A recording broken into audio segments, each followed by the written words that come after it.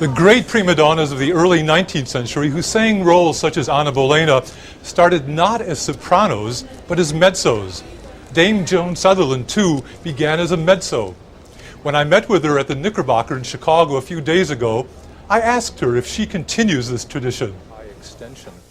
And I know that you did begin as a mezzo-soprano, and your mother was a fabulous mezzo from everything I can tell.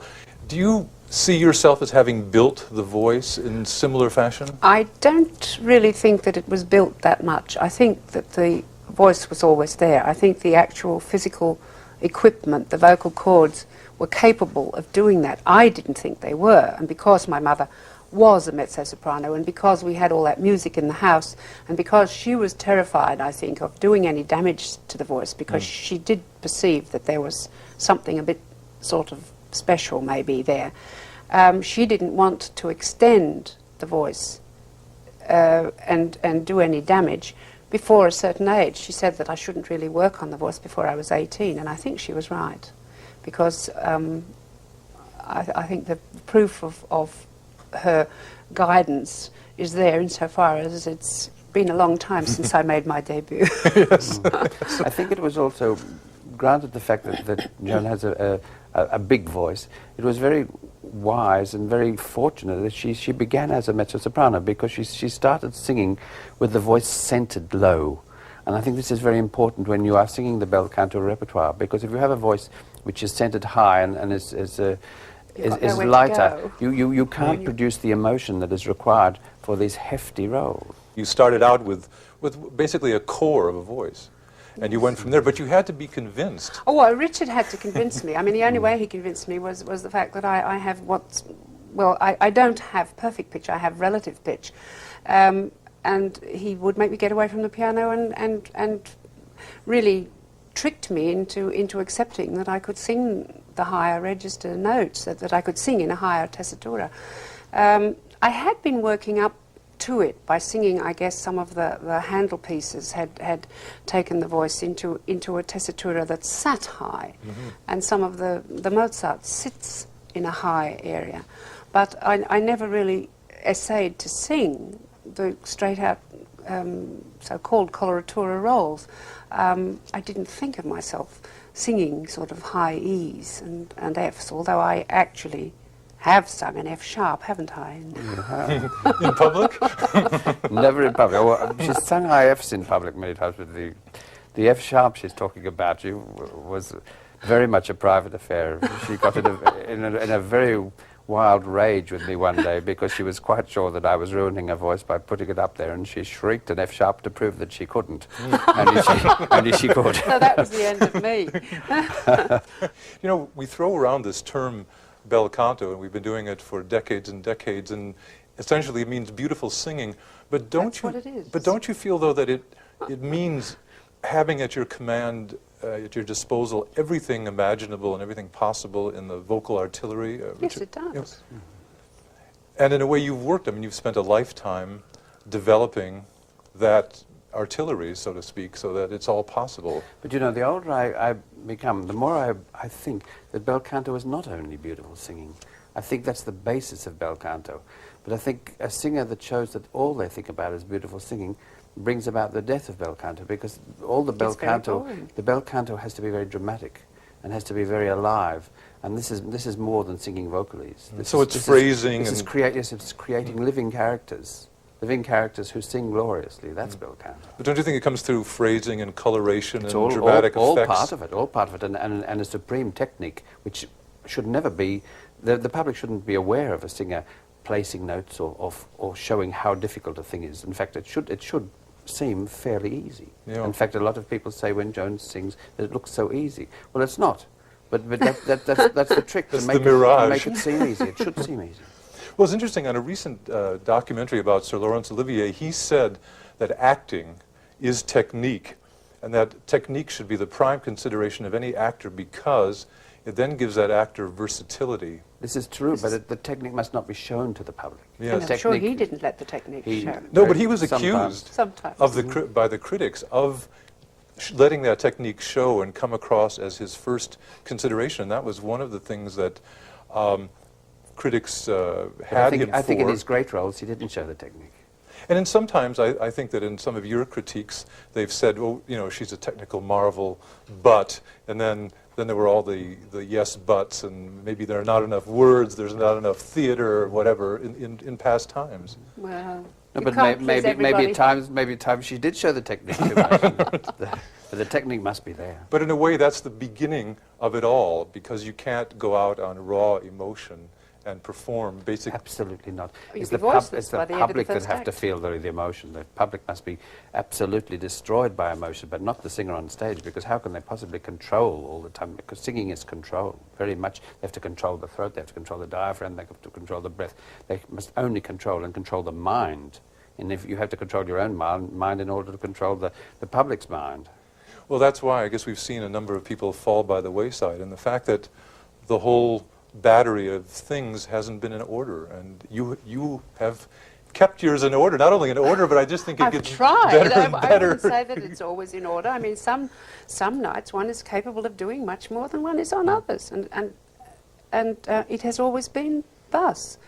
No matter how technically proficient you may be, you will always have nights when it just clicks that much more than others. And sometimes they're not the nights when you think it's clicking that much more than others either. Well, just because so you just don't know. Richard said because you don't hear yourself, and in That's a way, right. That's you really can be giving a completely different performance than you're hearing in your Yes, head. but you can feel when everything gels the way you want it to, and it's not very often.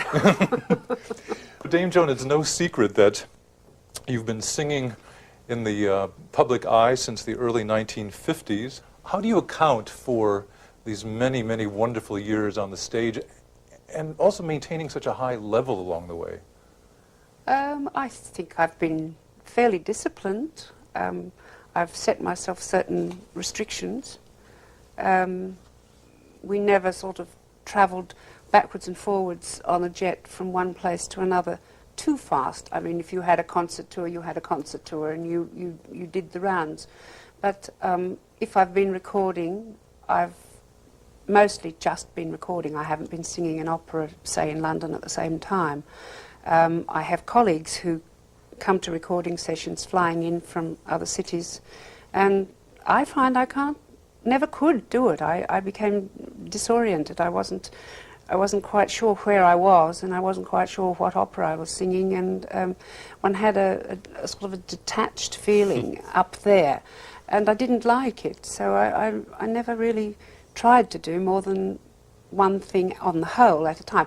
I have done recording while I have been singing at Covent Garden, but I have stayed in London all the time, and I think it paid off. So I think the jet has a lot to answer for. She also sang in the right repertoire for Exactly. most of her life. I think that's very important, because, you know, singing Donizetti and Rossini and Bellini, it's like medicine for the voice all the time. And it's kept the voice high, basically high in placement and On healthy. on the contrary, it's No. kept the middle in good The order. middle, okay. And it's the middle of the voice which is the most important middle part of of the the voice voice. is If the your middle crutch of of the the middle of whole your thing. voice is in good order, you'll be able to do whatever your voice is capable of, which is sing high notes or low notes. But if your middle is not in good order, then you can forget the rest. And that's what so many young singers today, I hear them before performances, they are screaming and practicing their high notes all night in the dressing room. If you have a good You technique, wear the them high out. notes will be there. You have to have faith in that they will be there. If you've got the middle under control, then the bottom and the top should follow. Yes. I don't go too much towards the bottom, but one does hear them trying out their high notes all the time. And if I did that, I would feel as though I'd have nothing left by the end of the It performance. becomes kind of a preoccupation.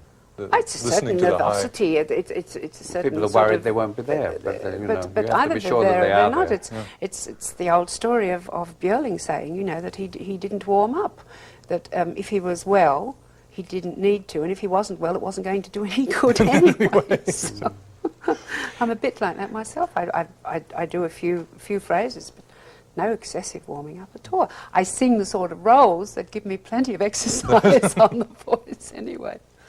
Dame Joan, what in the whole bel canto artillery, what was the hardest thing for you to master? What gave you the most problems? Was it learning how to trill or... Oh no, trill was always there. I never really had to learn how to trill. What didn't come naturally? Legato. I suppose a legato line in the upper register. No, in the middle register. I mean, in knitting a whole series of notes together in a very Right. meaningful Well, I mean, phrase. to a certain extent, but my mother had always said that you had to, although that there might be a middle and an upper and a lower register, they all had to be joined together without any bumps or seams showing. And I tried it, and I thought I was doing quite well, but he tells me that it was No, it's a pretty matter of fact, rocky. A little lumpy. I think it's very interesting when one looks back. I think she used to sing with a very rather unlegato, rather Germanic style in the beginning, and in Part of it's and the in English looking for the language. this wonderful legato line, I think that was the cause of all the the mushy mushy diction, which we got hold over the coals for. So you for can never many years. win, So you right? can't win. I think in the last sort of 10 years we've managed to balance it out much more. But they still talk about the mushy diction. But it's all these are problems. Singers are always going to find problems, and the problems don't go away even when you become very very famous. Well, it's very difficult to enunciate in the high areas of the voice. You cannot. Also, Without you- either making a bump, or if you don't enunciate, you might get a better legato line. But it's very, very difficult. but spinning out a seamless line and getting every consonant is a difficult Well, we combination. try for perfection, but you know, it's Never quite there. it's, But certain vowels make more beautiful sounds, and I mean the speaking in English, the A and the O vowels make the most beautiful sounds. The E and I vowels tend to be Squeezed. harder and not so round. And Garcia in his treatise says you should sing all cadential passages, all runs of any description, no matter what word you're singing, on the R vowel. Aval, yeah. But you do that today, then you're criticised for having bad diction. So where are you? Did you say you're doing do you vocalises? do you sing bel canto, or do you to be quite honest, one has to make compromise. Modern taste. As the years go on with such spectacular singing, does it get easier or harder? I think from the learning point of view, because one doesn't learn as fast, and I never did learn that fast anyway, it becomes harder. But I think from the performing point of view, one is much more relaxed about it. One isn't so tense. One feels that you can only accomplish so much. And although the audience, I think, expects a little more than they should, I think one has become a little bit too much of a good thing. But one doesn't worry about the performance as much, and I think that helps too, because it gives you a much better basis on which to get out there and do it. You know, I look at your face and I see these wonderful high cheekbones and these obviously these great resonating cavities. Have you ever always felt that your physique and everything was made for singing? I think so.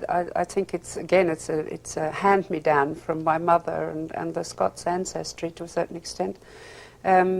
Even some of my nieces and nephews have similar features, and I think it has got a great deal to do with it. I think there is a great resonating cavity Chamber, there. Well, I think there is, and what else is important? Is the high palate definitely. important? No, this is definitely. I have got a very high palate, Mm-hmm.